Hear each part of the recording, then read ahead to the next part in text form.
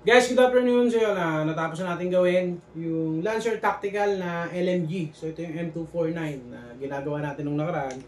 Ayun, upgrade naman natin yung FPS niya ng mataas. Then yung speed niya, napabilis na rin natin. Medyo nagkaroon na tayo ng konting problema sa ibang parts niya, pero naayos naman na natin. So ito siya, check na. Wire niya. Yun yung babaguhin.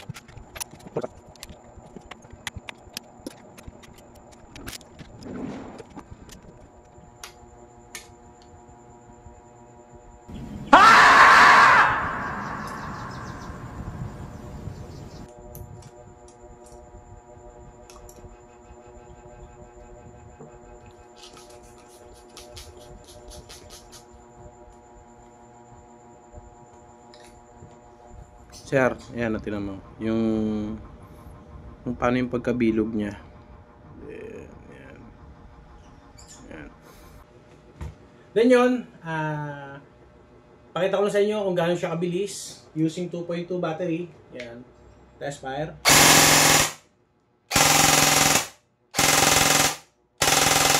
So yun, ganun nakabilis yung rate of fire niya. Hanggang doon na lang yung pwede natin gawin kasi hindi ganun kaganda yung half-up chamber niya. Pag sinobrahan pa natin, hindi na ganun kaganda yung bato ng bala niya. So yun, doon naman tayo sa FPS niya. Ito yung FPS na abot natin nung nagpalit tayo ng spring. Ito, check. Testing muna natin. Nakalap.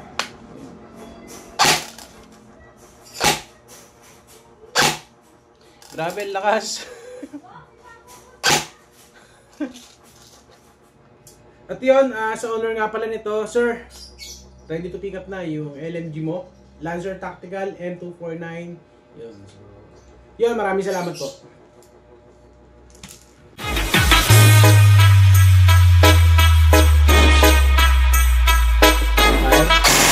Sabendo agora eu